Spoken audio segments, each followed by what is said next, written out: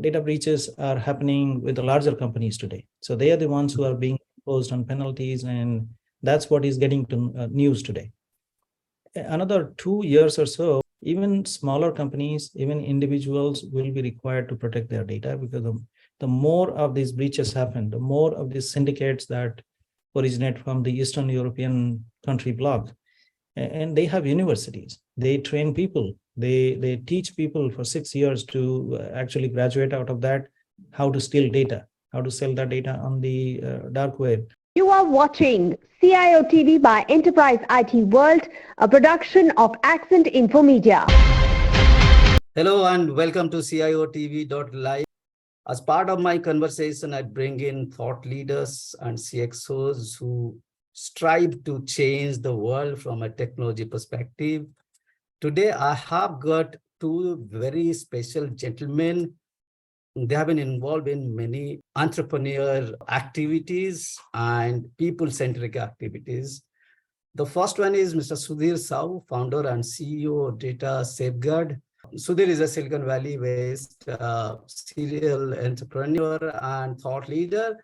His recent endeavor is Data Safeguard is a AI-powered data privacy solution company. The company has already garnered seed funding from FFB Bank and followed by many others, maybe in future times. Sudhir, welcome on board. Thank you, Sanjay. I appreciate you giving us the time to talk to us. Thank you. My second guest is Dr. Damodar Sahu. He is co-founder and chief growth officer, Data Safeguard Incorporate.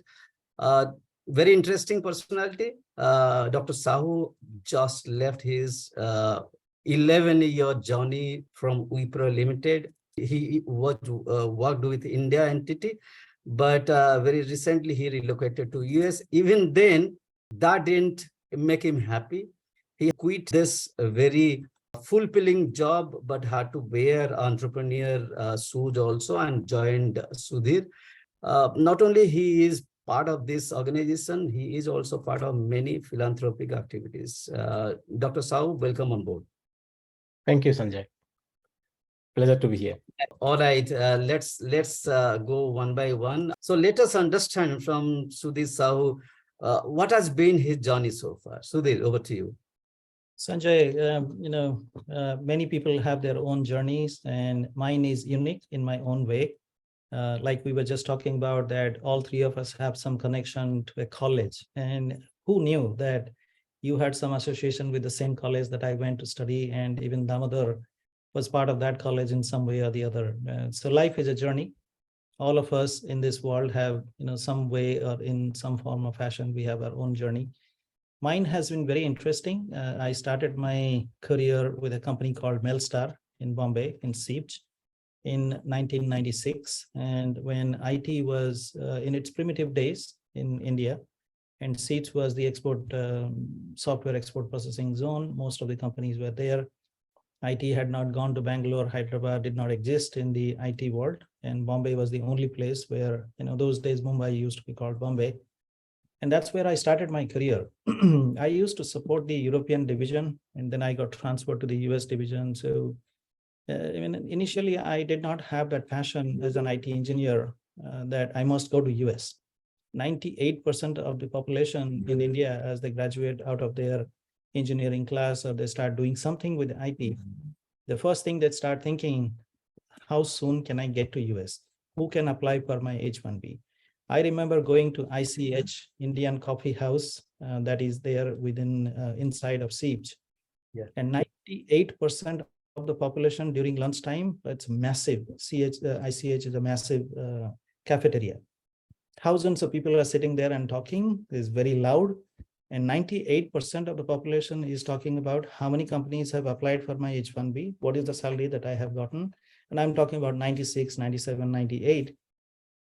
The entire IT population in India was only focused on coming to US. And then some said, okay, if I can't go to US, I'll go to Singapore, Australia, some other place. So at some point of time, that also caught up to me. And I felt like, maybe I will make a better difference, or I can, contribute more towards the IT world if I'm able to move to US. So 96, I did move to US, and I was in Atlanta for about couple of years, and I was with the company Mailstar's US division. And then I guess the spirit of being an entrepreneur was there in me. And so I decided to move to California, the dream place for most of the IT individuals around the world. And then I started a company called GeoSoft Infotech those days. And that company grew and did really well. We built a product for the oil and gas industry. And then I moved on to form another company called IT Ascent. Those days in 2000, I formed a company called IT Ascent. We did extremely well. We grew. That became a global company and hundreds of millions in revenue. And we sold that company to a private equity firm in 2009. And then I got involved in promoting several companies, Nexient, Systems in Motion, etc., that I was promoting at that point of time. And then I became a partner at Waco, which is a multi-billion-dollar company. And the intent, because I'm, like you all know, that I'm originally from India. The intent was to take Waco back to India. Waco did not have a presence in India. It was a US-based company. And so we wanted to create a global footprint. So we found companies that got integrated into Waco. And I started to expand the footprint in Hyderabad and Bangalore and other places. And during this time, some of our customers in the banking and healthcare world, they came to us saying that we have a data privacy challenge. GDPR fines are becoming more of a reality that earlier we could use to avoid those. But now the stringent of the penalties are being imposed and data breaches are happening. We are losing data, et cetera, et cetera. Can you put together a solution for us? So I formed a team of people that I have known. Elliot Lowen, who has been in the banking industry all his life, ex-McKinsey and Wells Fargo EVP. Lee Nokon, who is our CTO, Chief Technology Officer and co-founder of the company. He was also with Wells, and I had known him for 15 plus years. John Papazian, I have known him for 25 years, and he's been a CTO, CIO for multiple large companies and has been working with me. Praful Parekh, who is my IT engineering classmate back from Bombay. We have been working together for the last 25 plus years. A bunch of other people. So we said, we want to make a difference. Enough of doing what we have been doing now. Now let's try to solve this data privacy challenge that it is a global challenge. Europe has it, North America has it, it's going to expand to Asia Pacific, it's going to expand to Africa. All countries, all companies around the world will have this problem. So we did extensive research on it and found out that it's expanding, it is increasing, the penalties are being imposed, and more and more individuals are also becoming more and more concerned that my data belongs to me and my data needs to be protected. So for a reason, let's say, Sanjay, you are the CEO of a corporate, a large global corporate, and you are in the banking industry, healthcare industry, retail, technology, name it. You're always holding somebody else's data in your environment, within your environment, because you are in business. So you got to do that. Corporate data, individual data. Now it becomes your responsibility to protect their data. So that is personally identifiable information, which is called PII data. Then there is PHI, patient health information data. There is HIPAA, there is PCI, there is NIST, and GDPR, which is the law and the primary data protection law and regulation that originated in European Union and then expanded more towards North America side. So using artificial intelligence, we started building a tool. It's very complicated. Took us quite some time to figure it out. But as we figured it out, and we created a proof of concept. The proof of concept became a MVP, most viable product. We took it back to Wells Fargo Bank and some of the other larger banking and healthcare companies, government sector, retail, technology sector, and we showed what we had built. And they came back and said, I mean, their reaction was, wow, we really need a product like this because nobody else has it. So we became serious. I left my job at Waco as a partner that I was managing the banking and financial services segment of the company and took this risk of, you got to do something to see the reward. So risk and reward go together. We formed the company in June of 2021. And here we are, we started building the product for the enterprise on-prem solution where we go in and implement for a customer. And then recently we released our product along with our partnership with Microsoft and Snowflake, Oracle, and Salesforce, released our product on multiple cloud channels. Now we are looking for growth, and to support that growth, we needed people like Damodar to come in and become part of the company. So I've known him for a little while, but I was always hesitating. Can I go to him? He works for Wipro. He's an executive there. He seems to be in a comfortable job. But the first time he and I spoke, and I could feel that energy in him, the passion, the energy, the dedication that I want to make a difference. Yes, I'm in a comfortable job. I have a lot of respect and I feel comfortable. I'm part of a company. The company respects me. I'm happy doing what I'm doing. But underneath, I want to do something that I can say that I can make a difference. So that's how we connected. And then we said, well, this is what it is, right? We don't have $11.2 billion in revenue like Wipro does, but we are a company and we want to make a difference. So maybe you can come here and help us become that next $11 billion company. So he came on board, and on 19th of July, he joined us, and he's already making a huge difference for the company. I call it Belagunta to Bay Area, right? So I mean, I B2B native from connection. Belagunta, a small town in Ganjam district, near Vanjanagar, and to Bay Area, Silicon Valley, right? I never plan, even recently I put my point of view in LinkedIn, I never plan. I always went with the flow, if you see my industry, I work somewhere in Bombay, 1996, Goros banking and office automation product to Bajaj Electricals to Axel Frontline, ABT's telecom group company, those days. And then back to Bharti, Airtel brand. I was the head of support for iPhone and BlackBerry those days, distributed, through Airtel network, but supported by IBM and Wipro Infotech those days. And I took pleasure of joining back two companies. My first company, Goros, banking automation. Second time I joined, and even also Axel, I joined back, So this talk about, how I went with the flow, and even also I never planned to come to US. I was working in Bangalore Wipro. I was there for 6 years. Then suddenly plan came. Then I came on L1A to Silicon Valley, Mountain View office. Though I am based out of Michigan, but yeah, joining Sudhir's group, definitely, I will be more visible and will be operating from Silicon Valley, Santa Clara headquarters.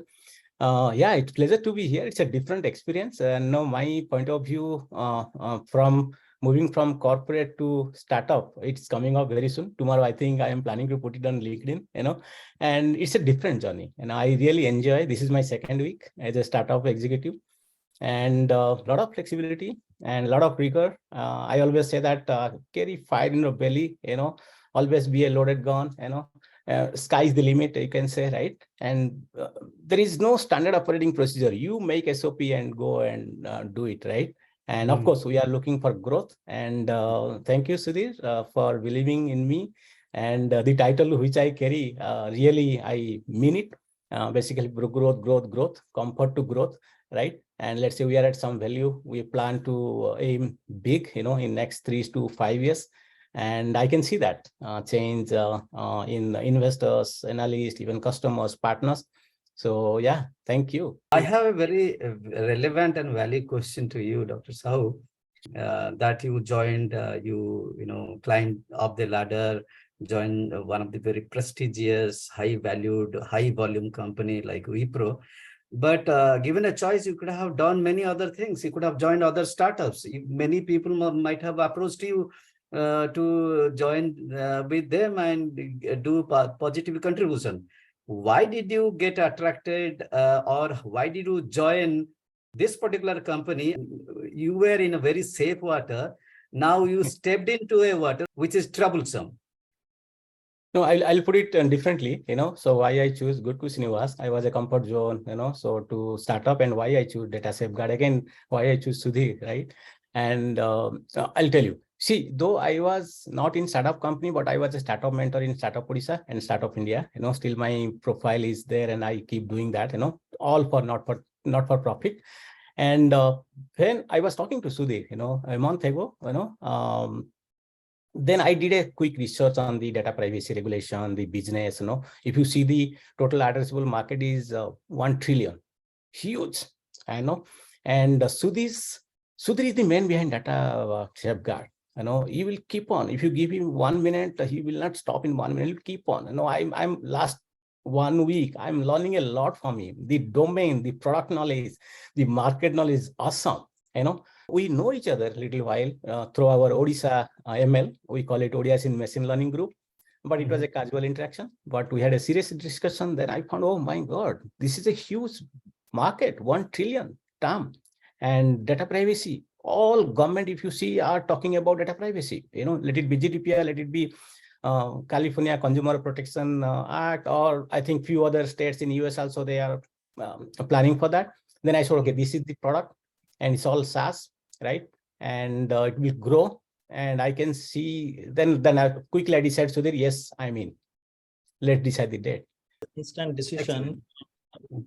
That's what I like, right? I mean, I see me in him in certain ways that I feel like, if you just sit there and you keep on thinking about it, then sometimes you will not be able to realize your dreams. So you talked about journey. In our journey, in a professional career, we come across people. Yeah. How do you build that relationship with your people? Because there is no one individual can succeed to build a company and make a difference in this world. And we were talking about data privacy. So data privacy, California has that. 7 other states in the US just announced that they are also implementing. They already implemented 7 other states in the last month or so. 29 more states are going to adopt pretty soon. But what's interesting is that the world, it's spreading in the world, in the other countries in the world. And you might be aware or so, 2 days back, Indian government, today is Saturday, actually yesterday, Friday morning, India time, Indian government adopted the data privacy regulation law. And companies who do not meet data privacy compliance will be fined 250 crores, which is about 30 million or so. And that just got announced yesterday in India. It came on NDTV TV and multiple other platforms. So this is a growing world, and it's time for us to put our knowledge, energy, passion, dedication into it to succeed and to show the world that we can make a difference. All right. So my point of view is completely aligned with you. This is a growing market. But my question is, are you at a time which is against the growth ever since the COVID happened, the pandemic happened, plus the geopolitical situation in eastern part? So this is not helping to the cause of the new organization, new built-up organization, ideologies, ideas. So what do you think? Do you think you are at the right position, right place, right time to bring in a difference? So I can go first, and Damodar, you may add to it. So I'll tell you, we are at the right place and the right time. And here is why. In business and in economy, there's something called the inflection point. The inflection point is where government comes up with the law and says this has to be implemented. We are in the compliance world. So, people say, I can save if I do not go to the restaurant and I don't have to spend money. I will eat at home and I will save money. But can you skip going to the doctor if you are not well? So the doctor spending is something that people are forced to do because they have to get better. You can't say, okay, I'll just stay sick, but I will not go to the doctor. So compliance is something like that. Because compliance drives and forces companies to do certain things, we are in the right space at the right time. Why right time? Like I said, 2 days back, Indian government adopted data protection law. Right. US has been imposing fines. Facebook got penalized $3.5 billion about a month back. Microsoft got fined $90 million for not protecting children's data on Xbox platform, which is their gaming platform. Didi, which is a Chinese company, got penalized $1.2 billion about 6 months back. Amazon was penalized about $1 billion last year. Salesforce and Oracle have a class action lawsuit in European Union for $10 billion. Marriott International, Capital One, Equifax, British Airways, you name it. Every company is getting penalized and fined. If we started a data privacy company 10 years back, nobody had a need for it. Yeah. But today is the right time. The government is adopting all these different laws and imposing fines. And it's not just the fine, Sanjay. So let's say your company and you are asked to pay 100 million in fine. It is not just a fine, because that becomes public, that creates negative publicity against you, and you lose future revenue because customers go away. So loss of customer confidence, negative publicity, loss of future revenue, plus the $100 million fine. And the amount of work that internal staff has to do to get you out of that fine so you can operate again as a company of good standing. With all this that is going on, we also talked about COVID. We actually started the company during COVID because I was convinced I had a high-paying job as a partner. Everybody, all my friends and family, they were all asking, you can retire, you will make enough of money. Why is it that you're wanting to take this risk? And that too during COVID, nobody is taking this risk. It was a calculated risk, right? I'm cautiously aggressive at all times. And a calculated risk was that this privacy law is going to get imposed more and more. It will take a couple of years. If we would have built the product and we are at the right time and the right moment, we will be able to take advantage of it. So I'll tell you, there is no other company in this world that has the product that we have today. So we have a significant advantage of having built the product, and we are already in the market, and we are pushing for additional revenue, onboarding of additional customers. Few days back, actually today morning, the GDP growth, because the economy is not going into recession here in North America, here in US, that report came out today, and you would have seen the stock market went up, and everybody is feeling comfortable that the economy is not going into a recession.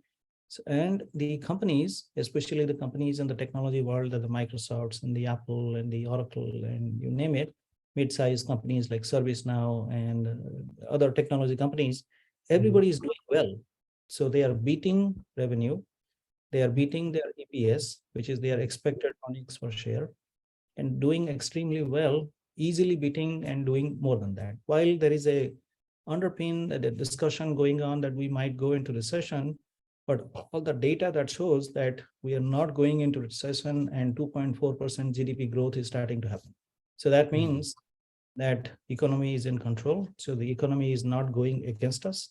Data privacy laws are being implemented, fines are being implemented, more and more countries are implementing it. So, and this is a global challenge that we are going to try and solve. So in my opinion, we are at the right time and the right place. I know you gave a figure of $1 trillion market opportunity. Yeah. If you can ask about that, is it the 1 trillion market opportunity or what is it?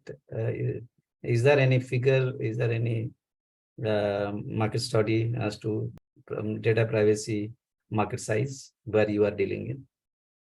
Yeah, so we have done extensive research. We have a lot of these reputable companies have produced this data. They publicly make it available. We have collected all of that. We have looked at 3,000 plus companies that have been fined in different countries, in 300 different countries. So we collected all of that data. And then as we look at it, why is it $1 trillion market? The market opportunity is so vast that, today, only the larger companies are getting penalized. And any company, the new law is any company that has 25 million in revenue, now data privacy will be imposed on them too. Yeah. They won't be penalized today because it'll take them some time, the government and the agencies, to catch up and say, well, you're not meeting, and some consumer to complain that my data was not protected, and some data breach to happen. But data breaches are happening with the larger companies today. So they are the ones who are being imposed on penalties, and that's what is getting to news today.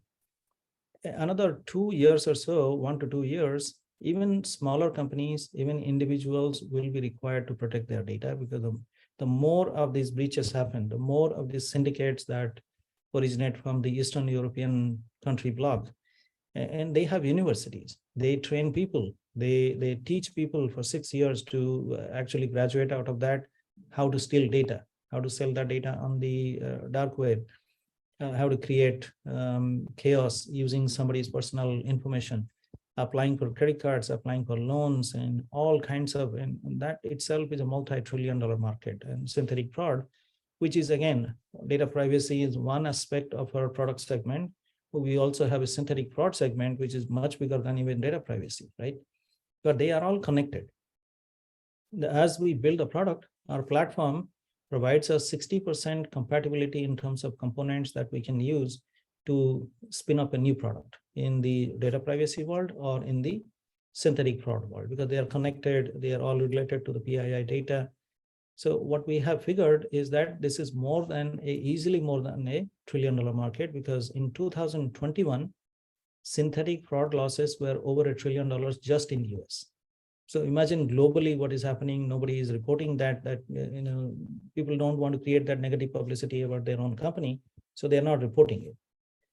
Just in California, UI, which is called unemployment insurance, $232 billion has been taken out of that using synthetic fraud. So if they had better data privacy, you cannot imagine how they have done this. And generally, this is a signature from Eastern European bloc countries. They have the syndicates, they train people, massive amounts of people, they collect data. There is a prison system in California. There are prisoners in California, right? They steal their data. So they get the name of that prisoner, they get the address, they get the phone number, email, etc., social security number, driving license number, etc., by hacking into the prison system. Then take that, they create a Frankenstein identity. So it's Damodar's name, Sanjay's address, my email, somebody else's social, somebody else's driving license, and collected together, using programming language, you can collect all these and create a Frankenstein identity. What is a Frankenstein identity? It doesn't really belong to anyone. Using that, what they do is they say, I am unemployed, so pay me unemployment insurance money. And they provide an address where the check should go. This is a prisoner who is in the prison system of California, who has been fed by the state. And the state is sending UI checks, unemployment insurance checks, to such people, and it actually lands up in a different address. Then they take it, they cash it, they open a bank account using fake ID that matches that name. So it's a massive operation. Bake into that operation, you're looking at even $1 trillion is not enough. It's probably $3-4 billion, that $1 trillion a year. And nobody is publishing, because the more they publish that we lost $10 billion due to, synthetic fraud, negative publicity, banks will lose customers. Jamie Dimon, who is the CEO of Chase, JP Morgan Chase Bank, which is one of the largest banks in the world, he comes out and says, that's a given. We don't make the announcement, but we lose billions of dollars because of fraud. The banking system gets hacked. We don't publish this. We don't go out and say this openly because we will lose customers. But they say we make $1 billion, we make $10 billion, but we lose $1 billion due to cybersecurity or the hack or the fraud or this, that, and the other, or the penalties and the fines and this, that, and they do, but they don't make it public just because they lose more. Lose space. How do you talk to a customer, Sanjay? Somebody hacked into your account and took $2 million from your account.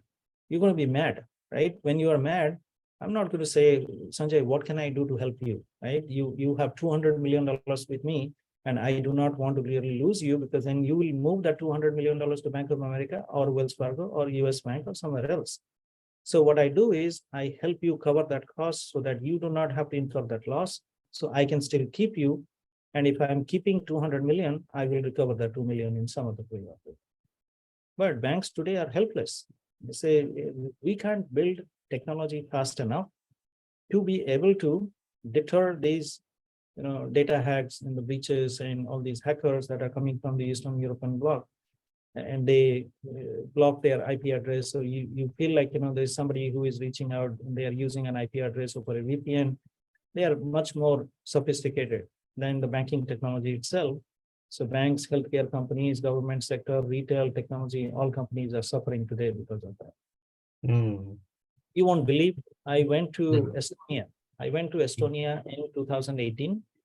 Because I had sold one of those companies and I had some time on my hand, and I knew somebody who was part of that university.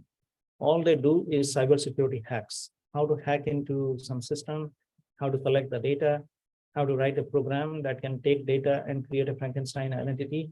I attended that university for 6 days as a student, just so that I can learn how they operate in that fraud world, what happens and how they operate.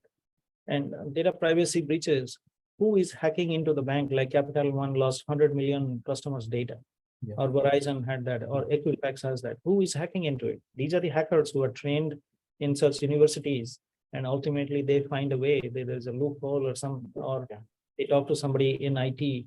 Sometimes they also collaborate with people who say, I'll give you the username and the password. You can log in, you can steal $100 million, you give me 10 million, you take 90 million. People do that too. There are signatures. There are, Nigeria has been a hotbed of such fraudsters. Eastern European bloc countries have been a hotbed of such fraudsters. It's all over the world. This is a nice opportunity as well. It is it's a right platform where you can leapfrog from here.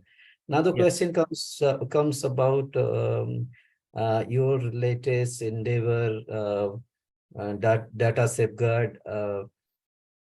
What is the roadmap from here?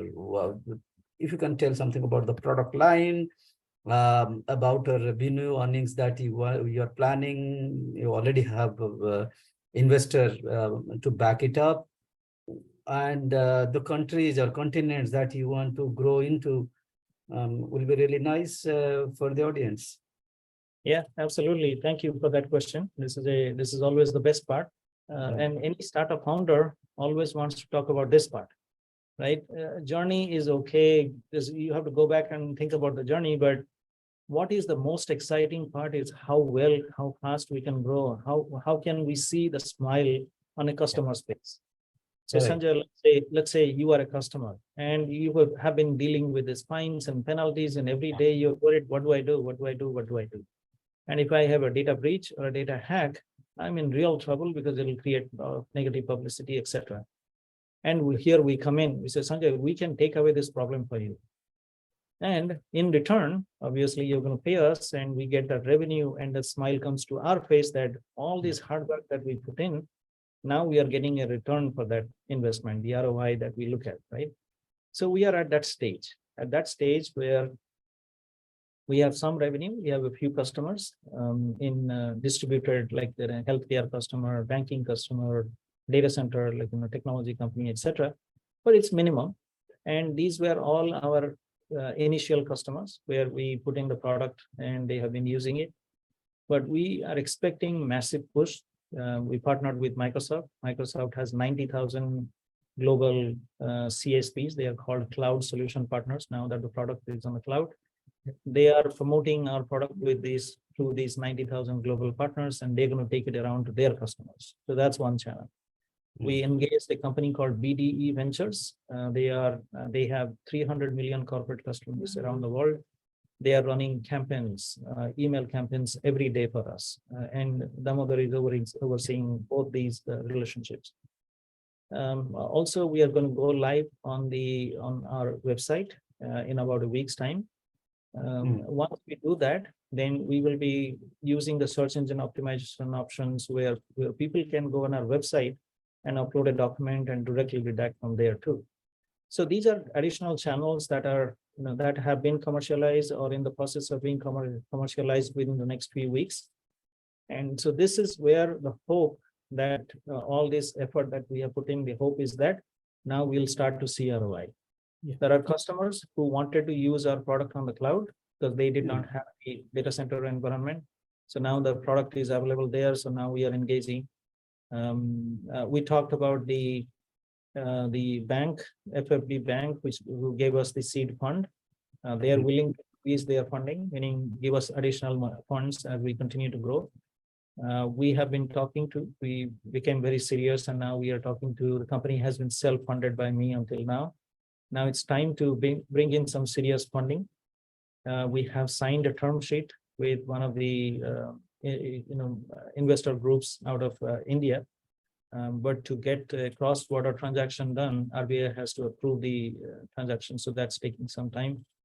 There are a bunch of VCs and investors that we are in discussions with, and multiple rounds of discussions going on.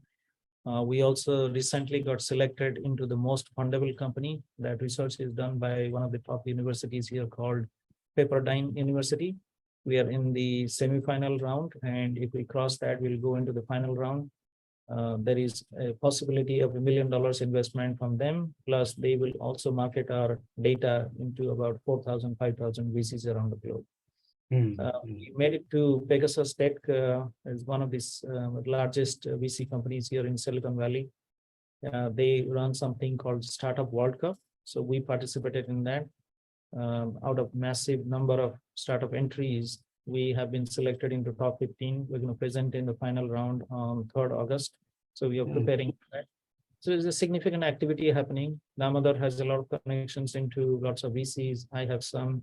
Our co-founders and other people in the company also have some. Now that Damodar has been, creating a storm on social platforms, a lot of investors are also reaching out to us. So it's a lot of push and pull. I mean, we are reaching out to some, they are reaching out to us. And I think with that, within the next, I see some significant investments coming into the company to support our growth. It's not a challenge to bring on a customer as of today, because customers need our product and there is no one else that is offering our product. But it's what we have today. We have certain number of people. We have to continue to do R&D on the product. We have to continue to add features into the product. We have a smaller marketing, growth, brand awareness, sales team. But as we bring in investors, we will be able to take advantage of the market. Where we stand today, customers need. So there is a demand and supply gap. The demand is becoming hot and really high. There is no supply. It's just us. And all our competitors, we have done extensive research on our competitors. They have a consumer product. You can take a PDF document, go on their website, and then redact it. They don't have an enterprise product. They can support a corporate, which is massively complex in data environments. Data is moving upstream, downstream, complex data structures like unstructured data, semi-structured data, structured data. So we support it all in real time, in historical, as well as individual files in different formats. So I'm really, really helpful, and I am truly believing that we will be able to grow significantly in the rest of this year. Like we have about 5 months left this year, but that would be a platform. That would be our platform. The platform that we will set in the next 5 months will help us take off in 2024. Okay, excellent. Excellent. So on the similar lines, Dr. Sahu, if you can add about CG from a growth perspective, what are you exactly looking at? Is it the revenue growth that you are working towards, or the branding growth, or the company name and fame growth? Sudhir mentioned about spreading information, spreading the footprint in social media engagements, in stuff like that. Absolutely. See, without partners, we can't see our growth. So we started appointing business partners. They are in boutique in nature, reseller, system integrator, co-sell partner, right? Globally, worldwide, So if you're a partner listening to us, please contact us. If you are working in data privacy solutions space, it would be awesome. So you can partner, you can be our reseller partner, you can co-sell with us, you implement. And so let's talk. So there, one side you are targeting the US market, which is the largest one with 24 trillion economy. There are other sides also. You have got 3.7 trillion economy and massive population, massive consumers. So what's your plan? You will consolidate in US, move to India, because no company can afford to ignore India at the present context. So what's your plan? Absolutely. And we have not ignored India. We already have Data Safeguard India Private Limited. The company was registered in September of 2022. We have our employees in India who are direct employees of Data Safeguard. We are continuing to grow. We also have started talking to some customers in India who have also shown interest, like RBI, Indian Railways, ISRO. There are a few other companies that we have been in touch with. But we have to expand the product into Indian market, meaning today the product is built for North American market. So to support the product in the Indian market, we have to expand the product to support Aadhaar card, PAN card number, Mm. election, etc. It's not a lot of work. It's maybe about a month of work. But we've been busy releasing the product now that we are going to be past that at the end of this month, and going into the first week, second week of August. Mm. Our plan is to grow into European Union, Asia Pacific. Singapore is a big place. Australia, New Zealand is a big place, and we are really targeting India to be a huge market for us. The reason is India has massive population, like you talked about, and that digitization effort that Mr. Modi has been taking on, and India has been really trying to make an effort and moving in that direction. As more and more digitization happens in India, more and more people's data is going to be available, and that is actually personal data, private data, sensitive data, non-sensitive data, and these all have to be protected. So right now, the systems are being built to take your data and just put it there. Mm. But how to protect it? You need cybersecurity, but before you need cybersecurity, you need data privacy. Meaning, Mm. we are called the first line of defense.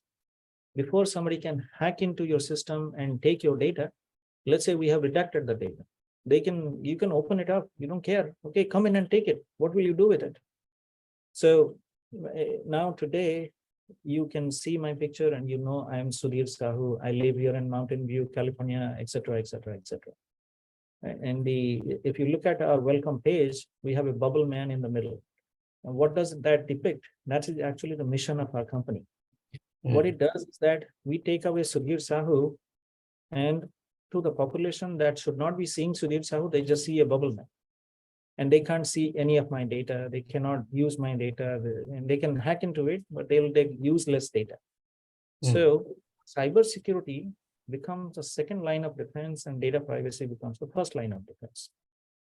So we need to do a little more work. These 5 months that we have in this year, we will heavily focus on the North American market, and Mm. we will create the footprint to enter India. We'll create the footprint to enter Singapore, European market, because GDPR actually originated from Europe, France, Germany, UK, Spain. Many of these countries actually seriously implement GDPR policies there. Okay. Okay. Please go The ahead. plan is to grow, but we need to solidify ourselves in the North American market. So Mm. while we are doing that, we will set our platform to grow heavily. A significant growth will start to happen in European market, Asia Pacific market next year. But we Okay. will do all the legwork this year, so we are prepared to take up next year. Okay, excellent. What is the pricing model and what are the SKUs that you are offering? Is it one product, two product? How is it consumed? Yeah, so we thought about that significantly. We put in a lot of effort and thought about how do we make it available in so many different platforms that every customer can use it. So now talk about a global customer who says, well, I need the enterprise on-prem because my data cannot go on the cloud. So you got to bring in your product, and I'm willing to pay the amount, but you need to really bring in a mature product that can sustain and survive in a enterprise world. So we have that.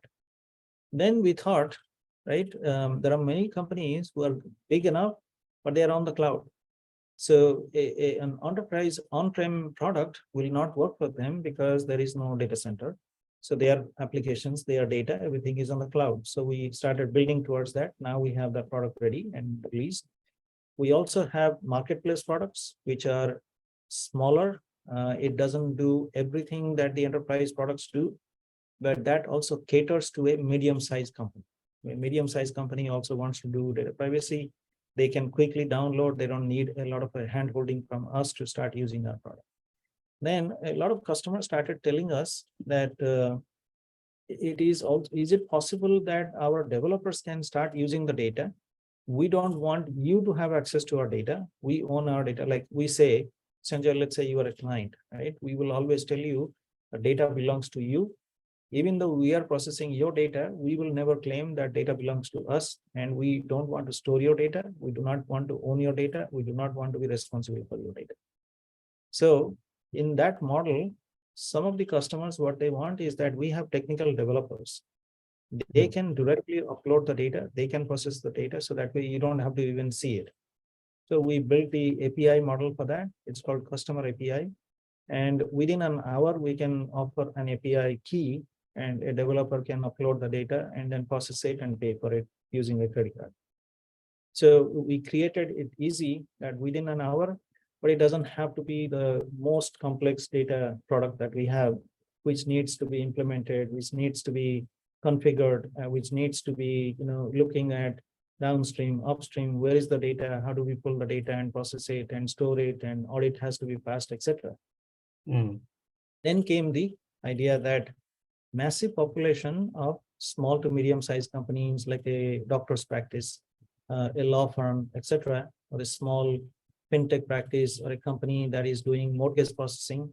These are mortgage financing companies. They do processing of data. They collect a lot of data that is PII in nature. They could go to our website and they can use they can use those documents on the website, directly upload onto the website, use a credit card, register, and they can start using our product within a minute.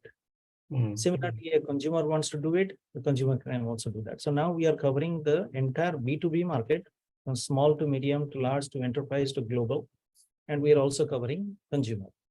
So different pricing models are available based on which product they want to use, which channel they want to use. But we have made all of that available. The pricing model is available on our website. Any customer can see that. And then the enterprise models, we need to engage with them to understand their use case, because the company may not want to implement our product in all different divisions at the same time. They would want to start from one simple division, show us some ROI, take our sample data, implement the product to show us the product is working, and then you can expand and implement across the company. But these smaller products, they can start using it immediately and they can support the entire company, depending on the size of the company. So different price models are available, and anybody can see that on our website, product offerings. Okay, from a customer point of view, being a customer, I'll be keen to understand where you are hosted. You are a SaaS, software as a service company. Are you available in your cloud, platform, or you are in Microsoft? You said that Microsoft is promoting Microsoft, maybe Azure you might be available. Where all other places that you are available as a customer, I can access to it? Yeah, so very good question. As a customer, you may have your own cloud environment and you want us to implement the product in your environment. So we have that option available today. We also have our own Azure environment, meaning you can just directly come into our environment and use the product. We don't need to download it and configure it within your environment, etc. So we have both options. As of right now, our products are released on the Azure platform. We are planning to release on AWS and GCP within the next few months or so. But yeah, as of right now, it is on Azure platform. Okay. The second question from a customer is always, what is the support mechanism? I'm in West Coast, somebody is in East Coast, right? Or tomorrow you are addressing India market. So how can I get the support? How close is the support system with me so that any challenge comes, I can break fix it very quickly? Yeah, so we have a SLA of 1 hour, meaning we have a global team. We have teams in US, we have teams, the US team is also distributed. Some are in West Coast, somewhere in Central time zone, some are in Eastern time zone. That's one. We have people in Canada. Canada also has a different time zone. So there is a rollover that can go to Canada too. And then we have a team in India. So between 3 different countries, we are able to support every customer as of right now. But the plan is to create a fully support team that will be 100% focused on support activity, meaning a customer will create a ticket and the ticketing system will get assigned to the support team and the support team will respond to that. Today, we have not created a specific support team yet. And the product team, the engineering team, because we know the product, we know the customer, we know the use case. Today, our existing team is responding to a situation if the customer has any. But that will change as soon as we bring in the larger investment. We will expand and create the support team, and the support team will take care of it. So pretty soon that should be in place. What are the use cases so far, Sudhir? So the use cases have been, I'll give you 3 different use cases. So one, I will start with the real time where data is at, it's called data in motion, meaning the data is moving. The data might be moving in emails, it might be in chat systems, it might be in web forms, it might be in web logs, etc. So our product is implemented directly in line with the real-time systems.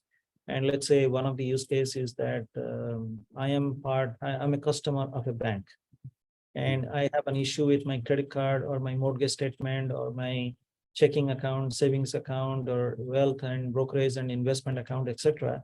And I'm writing an email, and that email will go land in an employee of that bank's email ID. And I will have to send some information because that's the only way that customer support representative will be able to identify who I am. Am I truly a customer of the bank? What relationship I have? So they have to be able to see all my activity accounts and figure out what has gone wrong, etc. Right? So when I'm sending it, that person that receives, let's say Damodar works for a bank, and Damodar receives it, and then he's forwarding to 30 other people within the bank or to somebody outside of the bank. He can forward it. It's an email, right? What we do is we sit in line within Exchange and Office 365. We have integrated our product.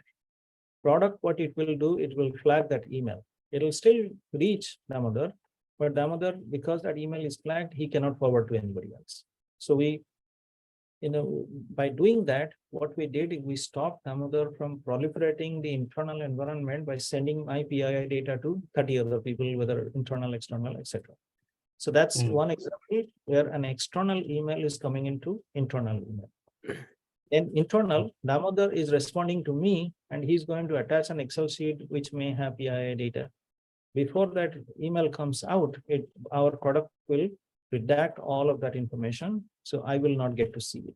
So this is the use case for an internal to external email ID is originating. Then there is one more, there's the third one, which is internal to internal. Damodar and Sanjay both work for the same bank. Damodar received my email and he's trying to send it to you. Then that email containing possibly PII data in the subject line or in the body of the email or in an attachment should not be reaching you with the PII data. What our product ID redact product will do, it will redact all of that information. You will receive the email, and the email will have content that the email content PII elements which have been redacted. So you will receive the email, but you will get the notification that the email that originated from Damodar that came to you, we have redacted the information that was PII information, and you do not need to see that. So that's the company policy. Similarly, in chat, so today we are on Zoom. So we have not expanded the product to support Zoom and Slack yet, but we have it capable within Teams. So let's say I go on the chat system and I say, this is my social security number. Before you see it, it will get redacted. So we have it done in a real time. This is a real time use case. Yeah. The other use case, which is a massive data kind of a platform, you may have 200 databases, and 200 databases have millions and millions of records. Out of those, multiples of millions may have PII data. So that means the data elements are multiples of millions that are existing within the database. So we have to implement our product, configure our product to access all of that data within each of these databases and go find where is the PII element. That means we have to detect, we have to identify, we have to confirm, we have to tag, then we have to redact. And there's a rules engine that defines what is to be redacted, what is not to be redacted. And there is reconciliation of data, which helps us in auditing when an auditor comes to audit, to pass the audit or fail, and so that they can impose fines or say, no, you're meeting data privacy guideline. We have an auditing feature within reconciliation of data. So detect, what it does is that it says, I found PII data. I don't know what it is, but I found PII data. Then identifies and says, this is first name, this is Sanjay, this is first name. Then it confirms that, yes, Sanjay is a name, confirms that. And then it tags it. The tagging is based on the rules engine. The rules engine says today we are running an email campaign. So any email that you find for Sanjay, do not redact it today because we are running an email campaign because we're doing some business promotion, etc. So rules engine can control all of that from certain date to certain date, and automatically the feature will. So it's a toggle within our rules engine. So rules engine helps you in defining a custom oriented product environment rather than being, what do you call it? Like a dead horse that doesn't have like some monolithic, it is configured, this is what it will do, and you can't do anything with it. So we have made it very easy to operate and made it custom oriented. So you can customize as you want, as you need to. And then the third one, so let's say you have SharePoint, you have Documentum, you have content management system, you have documents like a PPT, PDF, XLS, CSV, doc, etc.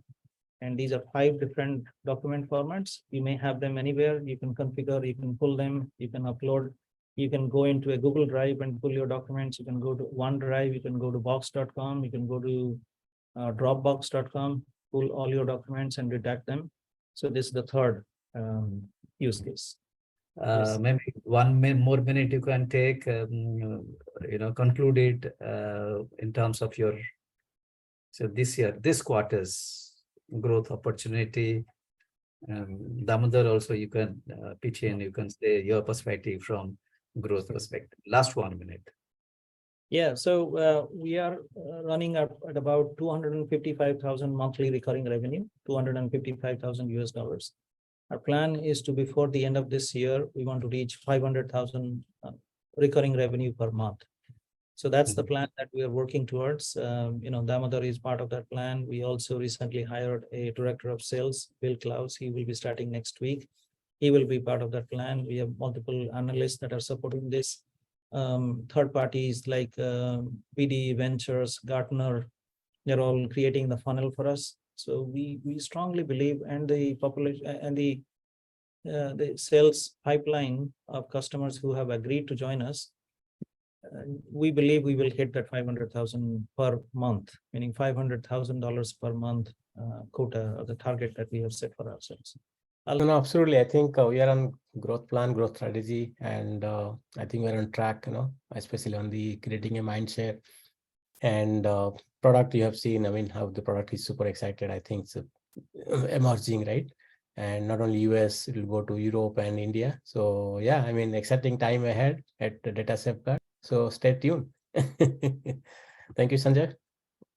Thank you. Thank you, Sudhir Sahu, CEO, Data Safeguard, for taking time out and speaking to CIOtv.live. It has been really fun and great learning about some facts that you revealed, which is not covered by many of the media, even mainstream media.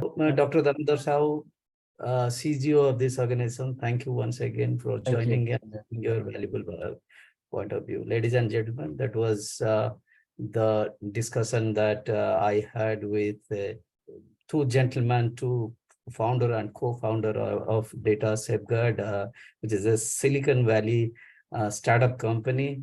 Thank you very much for watching. Thank you, Sanjay. Thank you for your time today.